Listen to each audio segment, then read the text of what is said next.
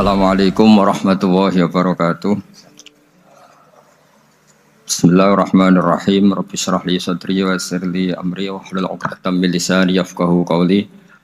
Allahumma shalli wa sallim wa barik ala sayyidina Maulana Muhammadin wa ala alihi wa sahbihi ajmain, amma ba'du. Ketika manusia mengatakan mampu, sebenarnya ada sekian hal yang manusia itu tidak ikut melakukannya, tidak ikut menciptakannya. Misalnya kue nyuber, supirana enak, punya pengalaman, tidak kecelakaan karena apa? Nyuber kue enak, mobilku normal, mobilmu normal lah, tewabrak mobil yang mabuk, apa? Nah di sini ini manusia dituntut, diingatkan terus, kamu itu butuh Allah, rahmat Allah itu yang melindungi kamu, bukan keahlian kamu, bukan kecakapan, karena tanpa itu semua tidak bisa, semuanya Allah. Ya, tapi manusia tadi gara-gara misalnya tadi mobilnya normal, dia punya keahlian nyuber, terus mengklaim kalau keselamatan dia itu karena hati-hatinya dia, karena mobilnya normal. Padahal ada sekian catatan yang menjadikan dia selamat dan semuanya itu kudrahnya Allah Subhanahu wa Ta'ala. Misalnya gak ditabrak wong mabuk, gak ono gempa, gak ono bumi merekah. Misalnya kita pintar nyopir lah terus bumi memangap terus kita cemplung nggak apa-apa. Kemudian daerah-daerah kayak ya rasa tak sebut nomor orang. Kira tahu muka siapa ya, mari tak sebut nomor yang ngeri. Intinya Indonesia aman, tapi kita tenang aja satunya aman kabeh ono sing aman. Ora usah kuwatir likuifaksi, ora usah kuwatir meteor jatuh, enggak ya potensi no? Potensi semua. Sehingga ini sedikit saya ijazahkan. Suatu saat kata Rasulullah, saya yang Mu'ad melihat kamu hanya sejengkal di depan para ulama ketika nanti di akhirat.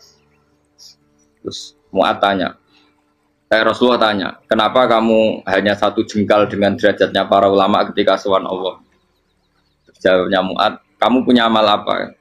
Jawabnya Mu'ad, ya Rasulullah, saya tidak pernah melangkahkan satu kaki, kecuali saya tidak pernah yakin apa bisa melangkahkan kaki yang satunya. Dan saya tidak pernah mengunyah satu makanan, kecuali saya juga tidak pernah yakin apa bisa menelannya. Dan saya tidak pernah bernafas satu nafas, kecuali saya tidak yakin apa bisa nafas berikutnya. Saking dia tergantung ta'aluk semuanya sama kudrahnya Allah Subhanahu wa Ta'ala. Kalau kita ini kan sok. Kalau makanan sudah di depannya kayak pasti bisa makan. Kalau dia sudah sehat jalan seakan-akan pasti bisa meneruskan. Padahal 0, sekian detik melaku dihantam mobil ya selesai. Misalnya stroke ya selesai, tidak bisa jalan. Sehingga para wali-walinya Allah itu orang yang filah gotin min lahadotagi, setiap kedipan dia, setiap perilaku dia itu hanya ta'aluk ambil Allah Subhanahu wa Ta'ala. Itu yang disebut ya ayyuhan nasu antumul fuqara'u ila. Nah, kemudian resiko makom ini, ya semua makom tak ada resikonya. Resiko makom ini itu biasanya dia lupa doa. Kenapa lupa doa? Karena doa itu terdefinisikan. Tak wari ilmu hakik harus rumono wis ra paham lah tak ulangno. Ya resiko ilmu saya ingatkan. Ilmu itu kan ada dua. Ada ilmu yang karena didefinisikan. Dan itu akhirnya menjadi masalah. Sebenarnya ilmu itu tidak perlu definisi. Kedua, ilmu yang kita rasakan. Misalnya gini, kalau saya tanya, kamu pernah nggak minta jadi punya uang banyak? Nggak tanya, pernah nggak minta? Terus artinya minta itu apa? Terus kita mendefinisikan. Menengadahkan tangan, bilang ya Allah, saya minta uang banyak. Saya minta ingin beli mobil, itu namanya apa? Tidak jauh saja, doa kan? Itu kesalahan kita mendefinisikan doa itu, misalnya menengadahkan tangan dan memohon dan menyebutkan permohonannya, itu terus disebut doa. Tapi kalau menurut Allah, sistem tubuh kamu yang menghendaki punya mobil, sistem tubuh kamu yang ingin punya uang banyak, reaksi tubuh kamu yang terhinakan karena ditagih orang atau butuh uang. Ini menurut Allah ya sudah kamu itu peminta-minta. Saya ulang lagi ya. Sehingga menurut Allah kamu minta tidak minta ya tetap berstatus peminta, pengemis. Nah, orang-orang yang sudah wusul, meskipun itu kondisional ya tidak selalu. Itu ya dia pikirannya mengadahkan tangan apa enggak ya sama saja tubuhnya merasa minta, sehingga dia tidak perlu mengekspresikan minta. Nah, terus orang yang fikih bilang seperti itu tuh sombong, wong kok gak tahu dungo. Sebetulnya keliru vonis orang fikih. Bagaimana mungkin dikatakan sombong? Dia reaksi tubuhnya, elemen tubuhnya sebetulnya meminta. Dia tidak berkategori meminta karena ilmu kadung didefinisikan kalau minta itu yang seperti ini. Itu kan lama. Nanti kalau suatu saat Indonesia yang kuasa itu terlalu NU atau terlalu yang tidak NU, lama-lama ada definisi. Misalnya yang dikatakan tahlilan itu apa? Ya bid'ah, Nabi tidak pernah tahlilan. Sahabat gak pernah nahlilin Nabi, malah ngajak kaji Nabi jadi tahlil. Mana nih tahlilan jalukno sepuro mayit, kaji Nabi jalukno sepuro. Sehingga dengan tradisi itu tahlil itu masuk definisi bid'ah, karena gak pernah dilakukan sahabat dan para tabi'in. Ya salahnya kamu definisikan. Tapi kalau udah kamu definisikan, diarani tahlil, ya mau la ilaha illallah. Terus mungkinkah satu bacaan la ilaha illallah dilarang? Wong ora oleh maca kalimat tauhid. Jadi misalnya tahlil iku nafadno kalimat tauhid. Oke tok ya orang ora iso dilarang tapi nak tahlil iku mitung dinane mayit kaya bodho, sangane kriminal. Enak. Ya sudah seperti itu. Makanya banyak orang salah itu karena ilmu kadung didefinisikan. Nah, definisi itu sebenarnya tidak mengikat dalam banyak hal. Ini penting saya utarakan. Ya karena seperti itu. Makanya itu masalah-masalah besar antara kita dan firqah-firqah yang lain, masalah ahli sunnah, terus masalah yang lain-lain. Memang ya sudah seperti itu. Ya saya ulang lagi ya. Ketika Nabi Ibrahim mau dibakar Namrud, itu masyhur cerita itu. Dan kemudian jadi Nabi namanya Habib Syahid.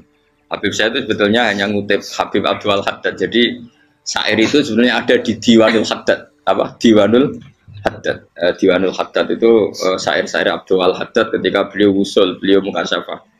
Terus bagian dinyanyikan Habib Syahid terjadi populer. Saya ulang lagi ya. Tubuh kita, misalnya kamu lapar, perut kamu kan mereaksi minta makan. Andaikan kamu itu Tuhan, kan kamu tahu bahwa perut kamu itu minta makan. Tanpa kita bilang, ya Allah saya minta makan, Allah tahu kalau reaksi tubuh kamu minta makan. Sehingga orang yang tidak minta pun asal makomnya makom yang ikror, mengakui kalau dia butuh, ya namanya sudah minta. Tapi fikih kadang mendefinisikan sing darane minta itu hanya madhep kiblat terus menengadakan tangan dan sebagainya. Ya sudah kita sebagai orang pengikut ya yang ikuti fikih, yang ikuti tasawuf, sebetulnya itu definisi yang sepihak. Sehingga ketika Nabi Ibrahim mau dibakar Namrud, masyhur itu cerita itu.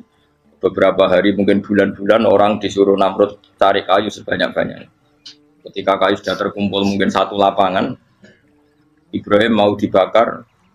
Pegawainya Namrud itu bingung caranya mencalok Ibrahim. Mereka saking gedene napa? Api. Nak dicalok ado iku ratok tengah. Nak diparekno iku kepanasan. Masyhur. Terus setan zaman itu orang akeh dadi setan tenan. Saya kan duplikate sakeh dadi setan ra tau muncul. Wong duplikate wis napa? Akeh. Singkat cerita setan itu muncul pura-pura jadi manusia terus ditemukan manjane. Manjane ya semacam ketepil besar yang jadi mana ya dari kiai-kiai ketepil haram mergo penemune setan. Jadi ini tuh. Tapi nak manjanik penemuan setan itu betul, walhasil terus dibikinkan satu manjanik semacam ketepil besar terus Ibrahim dilemparkan ke api lewat apa ketepil tadi, idenya siapa? Setan. Nah ketika di tengah api itu unik, kata malaikat Jibril datang terus tanya sama Ibrahim, ya Ibrahim apa kamu butuh saya? Butuh, alakah haja, apa kamu punya kebutuhan? Jawab Ibrahim, lah saya tidak punya kebutuhan. Amma ilaika fala, kalau ke kamu ndak, karena kamu makhluk, apapun keren kamu Jibril tetap kamu makhluk. Amma ilaika fala, ndak maksudnya butuh ke Allah nanti saya nyampaikan. Malah dinya Nabi Ibrahim, kalau Allah ndak usah kamu sampaikan ya sudah tahu. Gua be Jibril. Oh, aku itu takut kan? Ya saya ulang lagi, apa kamu punya kebutuhan? Alaka hajalah, amma ilaika fala, kalau ke kamu ndak. Nggak, maksudnya butuh ke Allah, nanti saya sampaikan. Karena Jibril yang mentang-mentang dekat sama Allah dan tukang memberi informasi. Tapi kata Ibrahim, kalau ke Allah sih nggak perlu kamu, dia sudah tahu. Nah, itu terjadi nazamannya Habib Abdul Haddad Masyhur itu apa? Hasbi min su'ali ilmuhu bihali. Jadi cukup ilmunya Allah itu menjadikan saya tidak perlu minta. Hasbi min su'ali ilmuhu bihali. Jadi ada kondisi tertentu yang para wali itu, saya ulang lagi, kondisi tertentu yang para wali itu ya tidak minta. Tapi kalau itu ditiru jenengan semua ini jadi keangkuhan. Kenapa? Wes ora ndonga tangane ditenangano, atine ora eling pangeran, kan akhirnya tak jaluk tenan. Jadi gue aja niru wali-wali. Nah wali-wali itu kan misalnya tangannya tidak menengadah, tapi semua sistem tubuhnya merasa butuh sama. Saya itu pernah, gitu. Tapi itu kondisional dan saya juga ngulang tidak mesti bisa. Ketika saya umroh itu pernah saya ada satu kondisi itu doa ya di putaran pertama terus. Di putaran pertama saya berdoa ya agak banyak di multazam. Putaran kedua mau berdoa sudah tidak berani lagi. Sampai ke-7. Hari kedua ya tidak berani, hari ketiga tidak berani. Nah seperti itu tidak bisa dibuat-buat meskipun saya juga agak ingin. Tapi ya pas itu ya nggak bisa. Gara-gara itu korban kitab hikam, ya kitab hikam yang terkenal. Kitab hikam itu pernah cerita gini. Rubbama dallahum al-adab ala tarkit tolak. Terus di antara makalahnya itu wa inna ma yunabbahu man yajuzu alaihil ikhfal. Tapi kamu jangan niru dosa kan. Tapi jangan ingkar ilmu ini tambah dosa oke. Jadi niru ya dosa, ingkar ya dosa. Jadi ada seorang wali kata hikam. Kadang-kadang seorang wali itu mau doa diulang itu sungkan. Kenapa? Yang perlu diingatkan tuh yang potensi lupa. Allah kan masih ingat doa kemarin. Loh itu gara-gara saya sebelum umroh itu mensinau kitab hikam itu agar itu ya Allah. Sing tak dongani wingi ejek eling kok tak eling nomene. Dadi wa inna ma yunabbahu man yajuzu alil fal, yang bisa diingatkan hanya orang yang potensi lupa. Sementara Allah tidak akan. Tapi kan akhirnya dongane eling. Ya Allah kayak kemarin. Hari ketiga ya Allah kayak. Makanya menurut saya ilmunya orang hakikat itu juga ada sisi kriminalnya karena ya tadi. Tapi kamu ingkar ya keliru. Memang Allah gak mungkin lupa, ngapain kamu ingatkan. Makanya menurut saya Allah itu manggat terbaik, bener-bener Rahman Rahim. Mestinya nak Allah terbaik, itu ngomong bedino malah ngamuk. Lah aku lali tapi mbok eling dong. Tapi Allah itu ya maklumi ya dengan kekeliruan. Kita ini kan selalu keliru, dongo terus ya keliru sebetulnya, karena seakan-akan kan mengingatkan seseorang yang mungkin lupa. Wong Allah tidak pernah lupa kok, kamu ingetin terus. Atau kamu menggurui Allah, yaitu ya Allah nang sebadani kalau di duake, padahal nggak mesti maslahat bagi kamu. Duake orang mesti maslahat bagi kamu. Maka ada sekian contoh yang wali itu dibully pangeran. Saya sering cerita, banyak cerita wali itu dibully pangeran, digarap ya pangeran. Ini gara-gara salah dewi. Saya pernah cerita dan itu ada di hikam betul di kitab itu ada. Ada wali itu tukang hamal itu manol di pasar, itu tukang angkut. Jadi kalau ada orang bawa barang berat diangkut dia, terus misalnya kalau dulu mungkin ya ke kereta atau ke singkat cerita terus diupahi.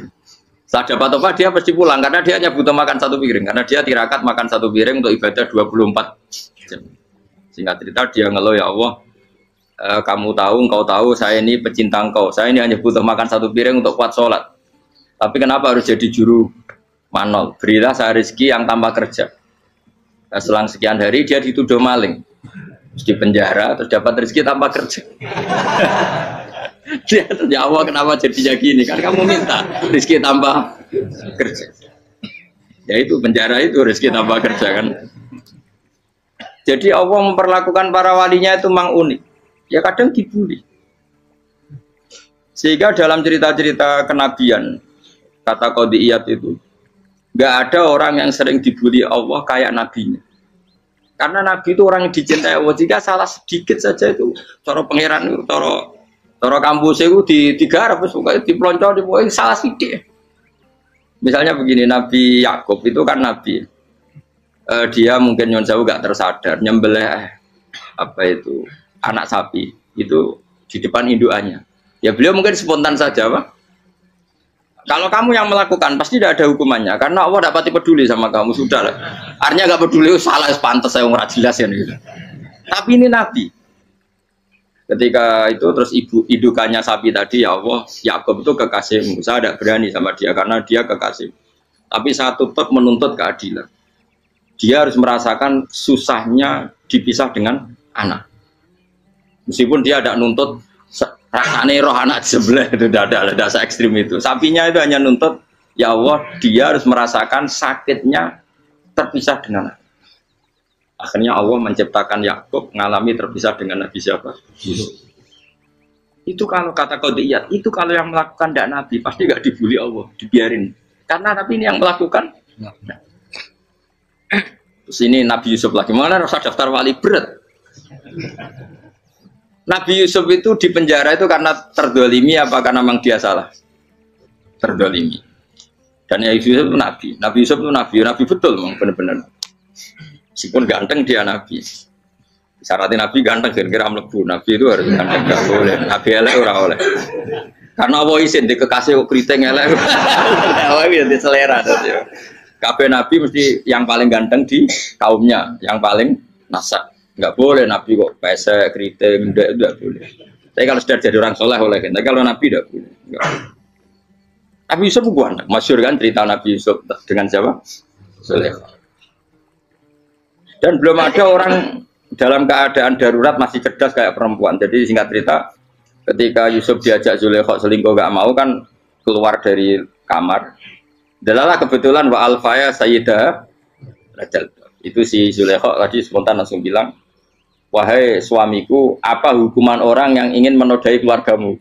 Itu wong wedok. Padahal dia agak terencana, dia pun nggak bayangkan kepergok suaminya. Itu dalam keadaan kepergok itu masih cerdas. Suamiku, apa hukuman orang yang mau menyelingkuhi keluarga Anda? Singkat cerita suaminya murka, terus Yusuf di penjara, terdolimi. Ketika di penjara, kemudian Yusuf punya keahlian mentakwil apa? Mimpi. Kan tadi suaminya Zulaikha itu tidak sampai raja ya, kira-kira PM atau menteri. Raja itu punya mimpi yang bisa nakwil itu hanya Yusuf. Singkat cerita, terus utusan raja datang ke Yusuf dan takwilan Yusuf terbukti benar. Tapi Yusuf ini seorang nabi, saya ulang lagi Yusuf seorang nabi, dia tapi ya manusia. Bilang gini ke utusannya, coba bilangkan ke raja kamu, di penjara ini ada orang yang di penjara secara terzalimi, yaitu saya. Tolong laporkan ke majikan. Itu Allah tersinggungnya itu bukan main. Nabi kok lapor makhluk. Itu tersinggung. Nah, kowe kan gak piye. Kowe ngajono proposal ya ora piye. Wis pokoke Allah kowe wis ra piye wis. Wong sumpen swargane ya ora langsung wae ngono pokoke kira-kira kan sudah tidak perlu ditegur. Makanya fa'an sahu syaitanu dzikra rabbi fala bisa fisijni bid'asin. Maka Allah mentakdirkan utusan raja tadi itu lupa melaporkan peristiwa Yusuf ke raja tadi. Sehingga raja gak pernah dengar kalau ada orang di penjara karena Allah tersinggung. Wong kowe ku nabi kok lapure ambek penguasa. Ngono tok iku wis Allah tersinggung. Karena dia nabi, gak boleh nabi lapor makhluk. Jadi Allah itu dengan nabi itu sangat-sangat sensitif. Sangat-sangat sensitif. Gue begitu. Terus cerita yang terkenal, meskipun ini nggak ada di Quran, Nabi Musa. Nabi Musa itu pernah sakit gigi. Karena dia mentang-mentang kalimullah, orang yang sering komunikasi dengan Allah, minta ya Allah, tolong tunjukkan obat gigi saya itu apa. Dan ini sama Allah dikasih tahu. Kamu ngunyah suket ini, gitu. rumput ini kamu kunyah, nanti pasti sembuh. Karena resepnya dari Allah ya pasti mujarab, kan nggak ke dokter. Sehingga tidak dikunyah terus sembuh. Suatu saat dia sakit gigi lagi, nggak konsultasi lagi karena masih punya resep tadi kopian apa resep. Dia datang nyari suket yang sama dikunyah tambah sakit. Tanya sama ya Allah ini kan resepnya yang sama, kenapa tambah sakit? Kata Yusuf, kata Allah, kamu itu kekasihku. Ora nak sing ngobati ku aku ra suket sembrono. Semenjak itu Yusuf Nabi Musa ora pernah taruh resep lagi sudah. Andai kan tuh kamu, pasti Allah juga gak tersinggung. Makanya kata qadiyat, kenapa para nabi sering ditegur itu bukan karena Allah murka, nabi itu beda. Jadi kesalahan kecil atau apa-apa yang menurut kita ada salah itu untuk nabi salah. Makanya di ahli sunnah ada kaidah apa? Mimba bi hasanatil abror sayyi'atul muqarrabin. Pernah dengar kayak apa? Mimba bi hasanatil abror sayyi'atul muqarrabin. Sesuatu kalau dilakukan umumnya orang itu hasanah atau kebaikan, tapi kalau dilakukan para nabi itu salah. Karena apa ya? Saking dekatnya dengan Allah. Saya ulang lagi apa? Mimba bi hasanatil abror sayyi'atul muqarrabin. Jadi nabi itu beda. Nah, para nabi itu orang-orang yang mengalami fikir yang doa resmi kayak siapa tadi? Definisi fikir ya sering. Kayak definisi orang tasawuf yang sering. Sehingga ketika nabi berdoa ya memang secara disiplin ilmu yang namanya berdoa ya minta Allah dengan mengadakan tangan. Ketika enggak berdoa karena nabi sadar Allah tidak perlu diingatkan lagi, pasti masih ingat. Jadi dua-duanya benar terus. Makanya nabi itu lam yazal fitaroki, nabi itu selalu naik derajatnya. Karena pas minta ya benar, pas tidak minta ya. Kalau kamu turun terus. Pas minta itu karena tomak kamu, hadun nafsi kamu, serakah kamu, tapi nggak tahu diri, pantas taura dengan permintaan. Kayak gue misalnya jongo jadi wali, iso Allah tersinggung. Bocah atau tirakat atau dia harus jadi wali. Tapi gak dongo ya Allah tersinggung. Kere atau dongo. Jadi orang kalau tidak wali itu sudah keliru terus. Jadi gue di sepuro, tapi tak kira itu akeh. Ya jajal gitu ngajak wali kok sabtu kok dirjelang. Kira-kira Allah tersinggung apa nyembah tadi? Kira-kira tersinggung. Tapi misalnya kira tahu dongo kepengen kau Imam Syafi'i, apa yang tersinggung? Bocah ora di idola. Terus piye Gus? Piye kadung salah biasa wis. Wis bakat salah no. Bakat salah.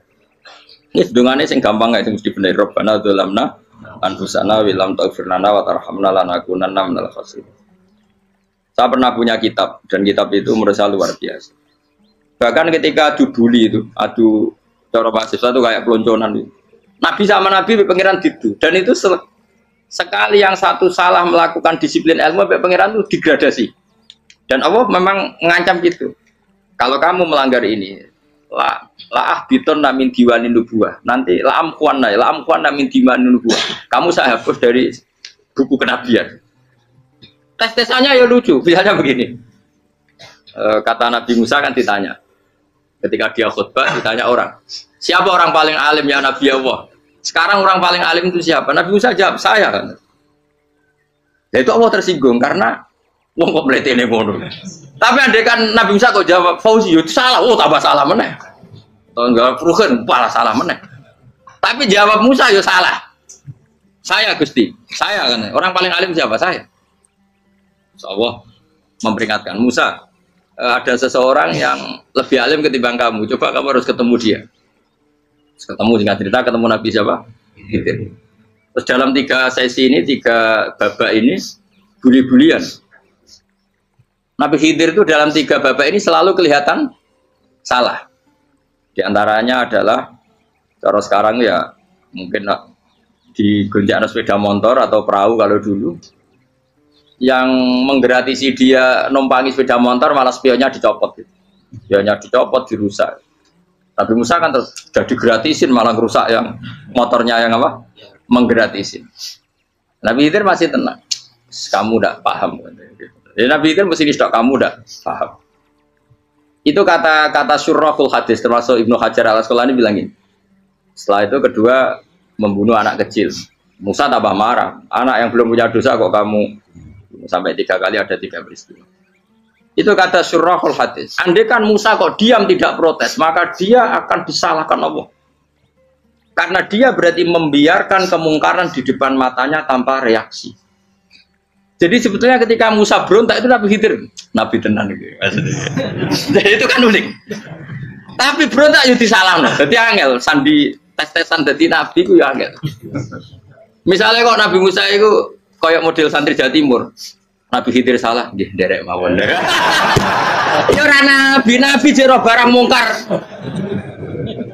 Menengae. Berarti yo nabi goblok ngono kira-kira. Makanya memang Musa harus konsisten seperti itu, harus demo terus. Kayak saya misalnya sebagai kiai fikih, kiai ya harus seperti ini cara mulang saya. Enggak boleh saya misalnya terus anut mulang terus tawadhu semeneng itu ora karu-karuan. Jadi andaikan Musa kok tidak protes itu malah salah. Ya memang harus. Dan itu Nabi Khidir Nabi tenang. Makanya Nabi Khidir akhirnya respect. Tidak ada hati sebaik Abu Musa. Risi itu gak nyaman ketika melihat kamu. Jadi itu sebenarnya poin. Tapi lucunya Nabi Khidir yang nyalan. Tak ada dari rasa kok komen tak kok. Tapi harus disalah no. Ya aku cari Nabi Musa. Ya jajal, gaya peristiwa meneh aku tak sabar rata kok. Bareng. Kok jajal nih. Bareng dijajal ya protes meneh. Barang protes meneh, tinggal satu kali kesempatan. Kowe takok meneh wis ora dadi murid. Dikasih kesempatan lagi, ya protes meneh deh. Tapi itu justru itu menjadi kelebihannya Nabi Musa karena syarat seorang nabi adalah al-musara'ah ila inkaril munkar kata Ibnu Hajar Al-Asqalani. Syarat seorang nabi adalah secepat ngengkari sesuatu yang mungkar. Enggak boleh. Ya toh kan misalnya kita jadi murid terus gurumu itu gandeng artis atau gandeng penyanyi dangdut. Derek mawon. Jadi guru mumet goblok. Tapi kowe ngloroi guru tersinggung. Ora roh hikmah iku. Kan bingung no. De guru ngene kok bingung no. Soale de guru jadab dorong Jawa Timur apa? Gurumu gandeng penyanyi dangdut. Reaksimu piye? Jek takok. Ayo loh, nah elek kan gak iri. Biasanya nah elek itu ora iri. Sekarangmu Pak. Sing ayu, sing potensi iri. Kira-kira reaksi kamu itu milih derek mawon apa berontak? Golek nak gurumu wong alim mesti nak pasti meneng muridku gila bener gak sensitif roh barang mungkar dilakukan di depannya kok tidak reaksi tidak protes gak gebet tenan. Tapi lucunya guru mau nak protes ya gak luwe akhlak guru lagi senengnya kok ora oleh. Nah Nabi itu kan bully-bulian jadi Nabi Khidir dengan Nabi Musa itu tepat-tepat. Karena dua orang ini sama-sama kekasih Allah. Itu Nabi Musa justru barokahnya itu dia tidak pernah kelasmennya di bawah Nabi Khidir. Semua ulama sepakat kelasmennya Musa tetap di atas Nabi Khidir. Sehingga yang berlaku ya tetap ilmunya Nabi Musa bahwa membunuh anak kecil tidak boleh, merusak perahu milik orang lain tidak boleh. Karena Allah tetap lebih respect dengan ilmunya Nabi Musa. Nabi Khidir tetap ilmunya nggak dipakai meskipun dia disebut hakikat. Karena ilmunya Nabi Khidir ngani ngoyo. Ngani ngoyo wong ape mutusno ngenteni nginceng Loh Mahfud. Lah sing iso iku sapa? Barang ra mungkin kok. Makanya Nabi Khidir terakhir menutup kalimatnya wa ma fa'altuhu an amri. Dzalika ta'wilu ma lam tasbi alaihi sab. Aku dhewe nglakoni ini ya ora roh, wis ditakdir nglakoni ngene wae. Dadi Nabi Khidir ya ora paham. Jadi wa ma fa'altu an amri itu akhir kira-kira artinya saya sendiri tidak melakukan ini karena inspirasi saya sendiri atau keputusan saya sendiri. Tahu-tahu saya ditakdir melakukan. Karena pas itu Nabi Khidir disetting semuanya dengan ilmu hakikat. Yaitu bayi tadi memang kutiba kafiron. Kutiba kan apa? Kafiron. Memang dia nanti kalau umur nganti tua ditakdir mati kafir. Daripada mati kafir nanti ya sudah mati sekarang. Tapi nggak mungkin kan ada syariat daripada soben beling pateni kecil. Ora ono syariat, tetap ikut Nabi Musa. Makanya kata Ibnu Hajar Al-Asqalani itu uniknya Allah sama para wali-walinya. Wali ku klirullah itu tuh disenengi pengen. Terus pangeran nabi-nabi ini yo kecil-kecil kan, yo pancen nak wong. Terus keempat kan. Tadi kan saya punya contoh 3, ini contoh keempat, ini terakhir. Kakean kok ilmu merah cukup tetap malah bingung enggak. Nabi itu minggat itu boleh enggak? Tanpa pamit, minggat itu pergi enggak pamit itu boleh enggak? Enggak boleh. Rasulullah meskipun kayak apa disakiti di Mekah itu enggak pernah minggat, enggak pernah hijrah. Saya ulang lagi, karena butuh izin. Tapi Allah pernah punya kekasih yaitu Nabi Yunus. Nabi siapa? Yunus. Itu Quran meredaksikan ya abako. Abako itu terjemahnya apa? Minggat. Kalau pergi itu dahaba. Tapi ini Allah meredaksikan itu abako. Abako itu ya minggat. Nabi Yunus itu dakwah di daerah Nainua. Ya, Nainua itu ya Babylon sana. Kampungnya namanya Nainua. Ya daerah Babylon. Babylon itu kalau di geografis modern ikut Irak. Ikut mana? Irak. Jadi Kufa, Basra, Babylon. Terus siapa itu yang mengalahkan pasukan Yahudi dulu itu Buktanasor, Hebuket, Nasir itu ikut mana? Babylon apa? Babylon. Bama unzila alal malaka ini di Babila Harut Amar. Makanya kalau ulama-ulama melihat Irak kacau sampai sekarang itu tidak kaget. Irak itu ardun mal'unah kalau di kitab-kitab, bumi yang memang sudah terlaknati mulai dulu. Sehingga ketika ada kasus Saddam Hussein sekarang itu ulama tidak kaget. Zaman Rasulullah Sugeng itu Irak itu termasuk sudah bumi yang guna keazalah. Jadi di sana pasti banyak fitnah. Fitnah pertama yang dicatat sejarah adalah Mautul Husain apa? Kabudutnya Said siapa? Husain di Karbala. Era Imam Syafi'i adalah zaman mifnah, ulama dibantai karena dipaksa mengatakan Quran apa? Makhluk. Terus konflik-konflik sampai era Saddam Hussein terus era sekarang jadi. Nah kita ini ulama sebenarnya tahu tarikh itu. Tapi di era modern kan dianalisis karena campur tangan ini itu ya sudah lah. Sebab goblok pun daripada ngebantah-bantahan olahraga. Ibu goblok, ibu pinter. Sekarang kan analisisnya kan, wah ini ada campur tangan pihak ketiga diciptakan ya sauni ini. Ya kalau intelijen harus ngomong seperti itu. Kalau kita seperti ulama memang dari dulu dicap Nabi hunalika az-zalasil wal fitan. Saya teruskan. Nabi Yunus itu dakwai kaumnya itu lama sekali dan tidak iman.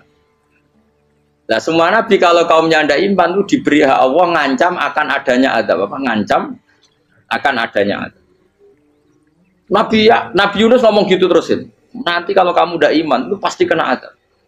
Anggap saja dia ngancam gitu sudah berbulan-bulan. Singkat cerita, azab baru tinggal 3 hari lagi. Ayo nang iman, tinggal 3 hari lagi. Ya kira-kira dia ngomong misalnya Ahad, berarti Ahad, Senin, Selasa, atau kamu milih Selasa ya Rabu, Kamis. Singkat cerita Ahad itu dia gak kuat. Wah semuanya kurang telung dino kaumku tetap orang iman. Mangkel asal, minggat deh. Minggat itu jadinya minggat kan gak punya tujuan, so asal pergi jauh saja. Ada perahu, sekenanya dia naik saja. Namanya minggat nih. Kalau bawa bekal terencana, bawa visa paspor kan plesir namanya. Jadinya minggat itu ya gak, ya sekenanya gak persiapan. Singkat cerita sampai ikut perahu nelayan tadi terus zaman itu ya ada mitos kalau ada gelombang yang nggak wajar pasti ada orang minggat. Terus ditanya siapa yang minggat, Nabi Yunus kan orangnya jujur saya katanya. Ya sudah yang minggat harus dicemplung no, gitu. Terus ada yang agak baik ya jangan gitulah. Ini kan kita semua butuh selamat. Dudi dulu. Terus Dudi satu lagi ketemu Yunus. Coba mungkin salah udahnya Dudi lagi ya ketemu sampai 3 kali ya ketemu Yunus. Makanya fasahama fakana minal mudhadis diuji dia kalah kemudian tenggelam. Fal taqamahul khutu wa huwa mulim. Terus dia diuntal ditelan oleh ikan nun. Nah, di situ ikan nun digambarkan saking besarnya itu. Nah ini uniknya Allah sama kekasihnya. Sudah Allah menyalahkan tapi unik. Ikan ini kan itu sama Allah dikasih instruksi. Kamu nggak boleh makan dia. Dia kekasih saya. Terus ketika di tengah di perut apa? Ikan dia kegelapan terus Nabi Yunus cita-citanya satu ya Allah kalau saya sumpah kiri saya tidak bisa baca tasbih karena sama Allah disulap perut ikan itu jadi masjid jadi dia di dalam perut ikannya santai saja tetap wiridan santai fana ada fi dzulumati alla ilaha illa anta subhanak inni kuntu minadz ya dia santai aja wiridan karena perut ikan bagi dia adalah masjid ya dia disalahkan Allah karena abako tadi minggat hijrah tanpa pamit. Tapi juga dibela-belain Allah, ikan tadi tidak boleh nelan.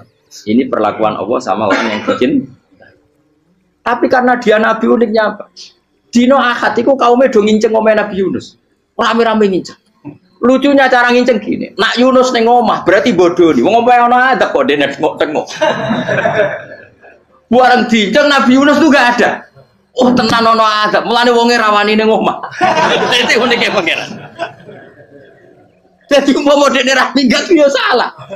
Mau dekne ora minggat berarti kaume jane apa ono adab ono gempa bumi liku faksi kok dekne ning omah. Lah nek ono tenan ra mlayu, nyatane gak mlayu. Jadi mbok Allah didesain minggat. Tapi nek minggat disalahno Nabi yo ora pamit. Makanya masyhur saya itu punya kitab karangannya Habib Alim Alamah, mbah-mbahnya Habib Anis, Habib Ali bin Husain yang ngarang apa? Ali bin Muhammad bin Husain karang yang disebut duror itu diantara doanya gini tapi jangan gitu loh, gue rawali aku rawani niru cuma saya hafal secara ilmu tapi saya tidak berani waj'al sayyiati man ahbabta ya Allah jadikan kesalahan saya itu kesalahan orang yang kau cintai terus pokoknya salah lagi jadi pengiran kadung seneng salah lagi sampai wae wong seneng waj'al sayyiati man ahbab terus kayak gue lah dimanja wong tuamu anak paling disayang salah gue lucu kok cah cilik Kowe seneng cah cilik, salah we. Lucu. Mecano gelas ya lucu, tiba ya lucu. Tibane cah tuwek-tuwek. Bocah jelalatan mulane tiba. Nah itu barang kau mengincang omahe Nabi Yunus gak ono wong. Wah, berarti adab mau turun betul. Andai kan adab tidak jadi turun, pasti Nabi Yunus berani di tenang. Wes. Barang mulai malam Kemis, adab itu sudah kelihatan. Ada puting beliung, ada apa, sudah jelas pasti ada. Kaum yang lapangan tobat finish secara bal-balan menit-menit apa terakhir. Wah, itu agak pengen nanti tombol.